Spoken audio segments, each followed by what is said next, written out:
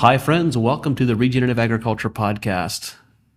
It's in this conversation, and this podcast is the place where I want to talk about all of the aspects of regeneration, regenerating soil and human health and plant health and all these important pieces. One of the things I've been talking about over the last year or more, last several years, is the fundamentals. What are the foundations of regeneration? And fundamentally, when you think about regeneration from a first principles perspective, it comes down almost singularly to regenerating relationships, whether that's regenerating relationships between soil, microbiome, and plants, between livestock and the landscape, between people, between farmers and vendors, between farmers and their customers. At all levels, it's about regenerating relationships. For today, I have a very special guest, Kerry Hoffschneider, who has spent a lot of time thinking about and writing about the nature of relationships in the farming community. So Kerry, welcome. Thank you for being here. I'd love for you to tell us a bit about your personal story, your background, and what led you to have this interest in thinking about and connecting with farmers' stories. Thank you, John. It's such an honor to be here and debut my journey of feeling that started on a York County farm in York County, Nebraska. I was born October 18th, 1977, and it was right before the 1980s hit. Our farm was small. And a lot of farms were smaller then, and everyone has a different definition of that, but I'll just explain. My dad was a school teacher. He taught business at a high school. He drove about 20 minutes to. And then my mom happened to pass away when my sister and I were young. I was 4 and my sister was 8 years old. And mom worked some in town, but mostly, she was a mom on the farm. And so life was going pretty good until then, as everyone who loves is someone at any time in their life understands that whole. But I believe in grace and meaning in every pain we experience. So the grace in that was that I had an incredible grandmother. She was born in 1907. Her name was Ruth Heine, and she was very progressive thinker, open-minded. And she was the biggest female influencer on my life. And she happened to be the first in her family of 13 to attend college. And so she was very much not a radical liberal feminist type. She was very much a woman has a place to be learned. She needs to learn. She needs to go to school. And she would sit at the kitchen table and tell stories. And it wasn't talking at us. She was listening to me too. It was back and forth, back and forth. She was awarded for being a great teacher. She got an award nationally, but you didn't know that about grandma. Grandma was just awesome, and she was grandma. So she stepped in when mom died and really was there. And part of the storytelling was I didn't know anything other than farming. Farming for us was her garden. She had one of the biggest gardens in the area. We still had fruit trees on the farm. Later, they died of disease. Now they're coming back. That's another story. But I was out there with her. And so I thought we grew food. And we did. And so the stories, I'd run away because I didn't want to do all that work all the time. But she was there. That was our farm. My dad was in the distance growing corn and sorghum, or soybeans later. But that was what farming meant. So that was the foundation. In the midst of that pain and heartache and disconnection from our mother, here was this woman who came. So you mentioned this being your debut of feeling, and I'm curious what your thoughts are around that. But it's a particularly intriguing way of kind of introducing yourself, considering agriculture today generally tends to be a very masculine pursuit, broadly speaking. I think that's the majority, though it's not universal. And it also tends to have a very masculine ethos, an ethos of domination, and to a certain element, an ethos of what's the word that I'm looking for? Not ignoring feelings, but actively suppressing feelings and suggesting that they are not a viable part of not a viable way of being in the world of agriculture. That we need to be macho and masculine dominant. You are absolutely right, especially for this country. So the word manifest destiny has man at the beginning, man. Um, but it's not true the world over. Most of the world's farmers, I mean, I think it's even statistically recorded, they're female. Mm-hmm. So for me, there isn't this real need for it to be matriarchy or patriarchy. It's a human endeavor. And I believe the changes in agriculture have made us lose some of our humanness.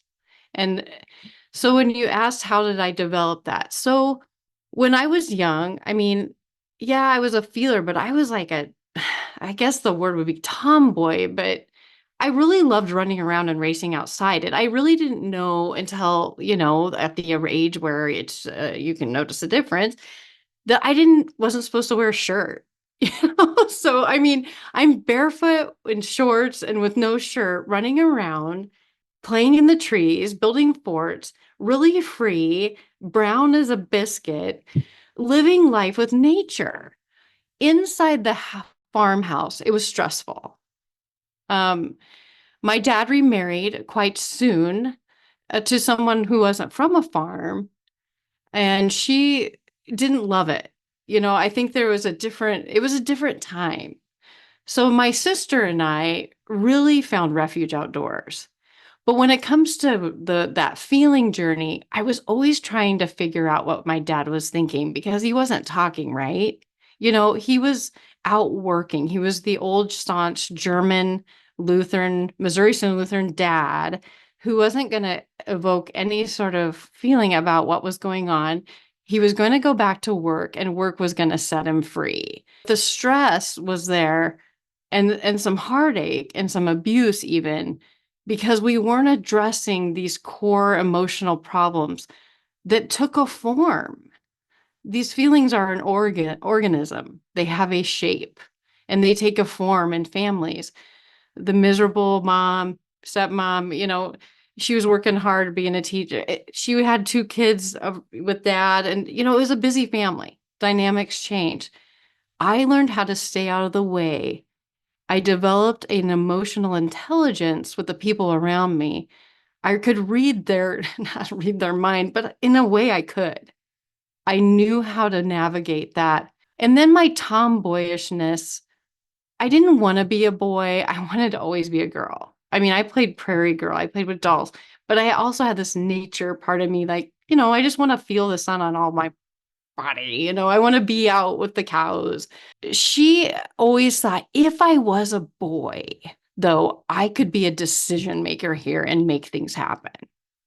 I would be seen as somebody who could potentially take this farm over and do what I think that is right with it. And I would be listening to the adults around me, in addition to the family farm stress of just having a mom gone and this new deal. There were good things, but there were hard things. Everybody has that. I was also listening to them talk about what was brewing, and that was the 1980s farm crisis, and what was going to happen to double down on the family during that time. And what happened is really another layer of removing life from the land. It really fueled my thoughts on how agriculture should be, and then all of a sudden what agriculture became.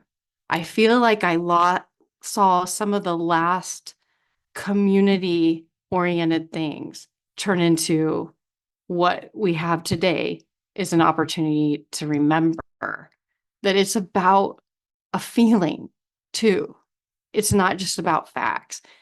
And you can ask some more questions because I went on a tangent, but that's a really big. No, this is an important story, but let's bring a flash forward to today. Where do you see the opportunity for farmers generally to re-engage in perhaps healthier relationships with the landscape and with the ecosystems that they're stewarding and with their families and all the things that entails? I see the opportunity everywhere. Give us a bit more detail. What does that look like Absolutely. exactly? Yeah. My career, I decided when I left school or when I left to high school, I was going to be a writer like Willa Cather. And I honestly wanted to go to New York City and write about rural and get the hell out of there. Excuse my language. I had done enough. When I drove out the gravel road, I was like, I'm done. I'm good. I'm moving on. When I left, I didn't have support emotionally. I didn't go back a lot. We moved forward. Now that's come full circle. There's a lot of healing that's occurred. So what did I do? So when my first professional career, instead of going to New York, what do? I take a job at the York News Times as a regional reporter. I was also the ag editor because it's a small newspaper. I think at that time it was the smallest and daily in the country that was still pumping out information every day. And so in my role, I got in my vehicle and I started to stop at every farm and ranch I could and do stories on them. And I started to collect information about how agriculture really worked. And then I'd see what was working, even back then, was diversification.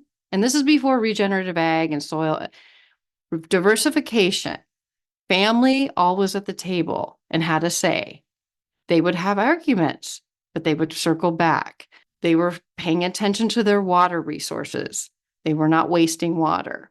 They were doing conservation with or without government programs to help. These were basic principles that John Kemp talks about in every podcast, right? They hadn't lost their connection to what really mattered because we can't eat or drink money, right? So it's that basic knowledge of I have to steward what's creating this crop, what's nurturing this family. It was just an understanding. Then I kept going through my career, learning, right? So I had this idea in my mind, I'm going to make agriculture better through these stories. I'm going to be a contributor to something more positive. I worked at a nonprofit for a while in my town as doing PR and marketing. And at that nonprofit, we served disadvantaged kids. We served children with behavioral and mental health problems. We served people that were going through things like I had gone through, except there was one difference: economics. They didn't have the money to hide the problem, but it was a rural problem. It's a symptom of what's gone wrong in ag. So I keep learning. And then I'll let you ask more questions. But my next step was like, that's awesome. And I'm doing a lot of good there. And I care so much about, we were serving like 1,000 people a month. It was York County and surrounding areas. It was a lot of Nebraska. It was Mother's Jewel's home, and its fruition started in 1889 with the orphan grain train. And then it evolved through the years as a Methodist mission. It was Epworth Village. But at that time I was there, we were like thousands of family members a month were being served. And most of them were in rural. So everybody who is saying like rural's great, I'm like saying rural's not great. Rural has problems. Well, during that time, I got recruited to apply for a job at a huge seed company. It's a global seed company. It's one of the big three. And it was a job that it took a month for me to hire me. It was the communications manager for the western half of the United States. They were starting business units. And I was to help communicate with the field sales and with the upper echelon. Well, then I really learned some things about agriculture I didn't like. And that was the out of touch nature of some aspects of global corporations and that seed I so treasured that was growing on our small farm. And then the complexity and honestly the greed and just outright disconnect that some leadership have. And I'm like, I need to be an entrepreneur and I want to change. I got to have my voice back. I've heard elements of your story briefly before, but when I think about the shift that you then made to becoming an entrepreneur, and you used the phrase right just now of getting your voice back, there's an element I would suggest, if I'm understanding you correctly, it's not just quote unquote getting your voice back and the freedom to speak, but also the things to speak about that you felt were very important. And so what are the pieces that you've been speaking about? And I'd love to bring it back to this whole relationship and connection aspect as well. Absolutely. So to circle back, when I was working at the large seed company, when I would do a news release, like say a product release, I had 11 lawyers in addition to other leadership reviewing my news releases. That was incredibly ridiculous. And so when you said I lost my voice, I did. I lost any ability to say any other way than what they were selling, which they're a company selling something. I realized I wanted to be a person giving something. And that was my reporting background, the freedom to share any new ideas imaginable that are better for agriculture. And so fast forward, what did we do? I met Del Fike of Fike Cattle Company, and we shared the same mindset. His delivery was different, but our mindset about what we needed to change was the same. We had also had some rough go as growing in our formative years. So we knew what it took to like work through a lot of stuff. So we started the Graze Master Group. We co-founded it off the premise of this is a business of people. This is a business of liberation.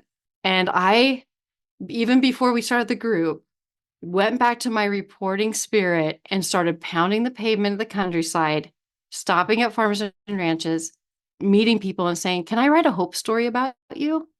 And they would ask, well, why? What Does is it a hope cost story? anything? Hope stories are my book that became my book. Hope stories was my mission of my heart, of that feeling part of me that had been suppressed, that was expressing itself like good seed and soil expresses itself when it's set free. I was the seed, my heart, my story, my talent, I guess, was hope stories. So I wouldn't charge anything. I don't charge anything to write hope stories. My mission is to get information out that's good for agriculture. Information like keep the soil covered.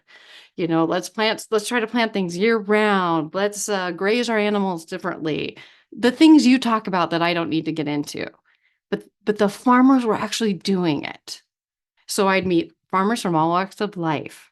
In that journey, we even worked with the Intertribal Ag Council. We developed relationships with the Pawnee, our Pawnee family. Dell started growing corn for them. We could move on things fast because we didn't have a government bureaucracy. We didn't have a corporation telling us what to do. It was human to human, and we wanted to make things better. So I began collecting this information, sharing it on social media. Some ag media was picking it up. I had kept my seeds column for 20 years in the local newspaper. People were reading and seeing how I was changing. We came out swinging because we were upset. We had a target on our back because when we started this, no one hardly was talking about it. What is the scope of the Graze Master Group? What's the nature of your work? We are consulting all over the country. It's about 40 states that Dell has been in now consulting. He has a Graze Master story to tell that you should talk to him. That's an awesome journey with his cattle genetics, and I'm not going to even try to touch that. We work now with corporate partners that we believe are making a positive impact, but they are not people that we are full-time employees with. Everything's a contract, and everything it can leave if it's not working. And we cut it out of the group if it's not serving the farmer and rancher. It happens fast because we can do that. So we have a group that is the leaders, and then we have community partners, and we have a website. We do social media, but our community partners are also nutritionists. We have a PhD scientist. We have Ward Laboratories. They're our lab partner, but their mindset is that one of we have to change, we have to save our soil, and we have to promote practices like you do so amazingly well, John, that help our planet and renew it. We started this conversation by speaking about relationships, the more feminine aspects of agriculture as compared to contrasted to some of the more masculine aspects of connection and intuition and so forth. How do you facilitate refreshing that or enlivening that within people? It's my favorite thing to do. Um, and I don't know why I'm getting so emotional about it, but it really is. How do I do that? It's one-on-one. It's one person or one family, one farm, one ranch at a time. I believe, and this is not an ego thing, I believe I have a presence that is loving. And I'm not saying I'm in love with everyone. That's not what I mean. I really believe my intellect and my heart, I believe they are one and the same in all of us. Our brain and heart and gut are all part of our nervous system, and they aren't all alive. They're not all alive or working in the optimum state because our nutrition is not there. Our practices don't allow for that nutrition to be there on the farm. But for some reason, I've had. And also, we sometimes suppress them, actively suppress them, We and choose to not do. release them. Yeah. And men are raised. I mean, it's true. Men are raised to suppress them more than women. They just are. Now women are having to be a little bit more like that because we're in industry and we have to be like, whatever, that's BS. Men do have to, though. They are trained and all that stuff, like don't cry, don't feel.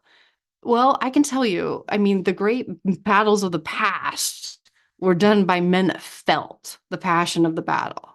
They got into it. The great lovers are feelers. They're men, but they're also great lovers, right? It's as much of a masculine need as a feminine need. And so I think I draw that out of people when I interview them. How do you feel about this? Because honestly, everybody can get how to go and no-till or even wildly ramp ahead. Let's grow perennials or let's add cattle, right? Guys can get together and be like, yeah, let's do this and I will have more, I get that. But can they get together and be like, how are you feeling? No, guys will You not let look me get like you together need with to that. cry, You Not look not like in a you're group setting. PO'd. They don't do that as much. Women, yeah, there's this disconnect with ourselves. So I want people to feel better. I looked at my parents, they didn't feel good. I wanted them to feel better. Yeah.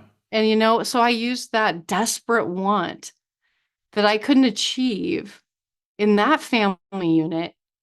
And I'm going out to the world and I'm not, I'm so imperfect. And I think that's all another thing. I have made so many mistakes and been through so much. I can relate to just about anybody and what they've been through. If you had to encapsulate our entire conversation or Mhm. encapsulate your work, what is the key takeaway that you would like for farmers to come away from this conversation with? The key takeaway is, and it's what Dell says a lot too, your legacy is not your land and your livestock and your tractors and your stuff. Your legacy is how you showed you loved the people involved in your life. And we've all failed at that, I think. I definitely have. You have a chance to change it. Don't be overwhelmed because guess what? Everybody has had those suppressed feelings. Go ahead and cry in the tractor today or whatever. Go ahead and tell your dad you're done working for him. You are now 55 and you're going to take charge of your life. Go ahead and tell your wife whatever you need to tell her, you know, your kids. It's the littlest things that we need to do that are the biggest things that will change the course of the future of this. You, John, are so focused on those little things. You get it. And I thank you for that contribution. I'm not going to be able to be you, but I can be all me. And that's what I bring to the table. And I'm learning to do it better every day. And I just want everyone else to have that potential. They're my seeds. That's what I see in people, your potential. And I look around at every single human being and I think, what's their story and what could they be? What if they were in a different environment and what would manifest in them?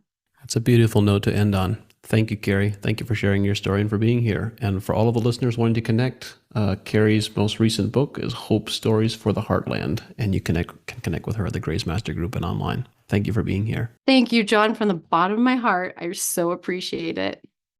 The team at AEA and I are dedicated to bringing this show to you because we believe that knowledge and information is the foundation of successful regenerative systems. At AEA, we believe that growing better quality food and making more money from your crops is possible. And since 2006, we've worked with leading professional growers to help them do just that. At AEA, we don't guess, we test, we analyze, and we provide recommendations based on scientific data, knowledge, and experience. We've developed products that are uniquely positioned to help growers make more money with regenerative agriculture. If you are a professional grower who believes in testing instead of guessing, someone who believes in a better, more regenerative way to grow, visit advancingecoag.com and contact us to see if AEA is right for you. Thank you for listening, and we look forward to working with you.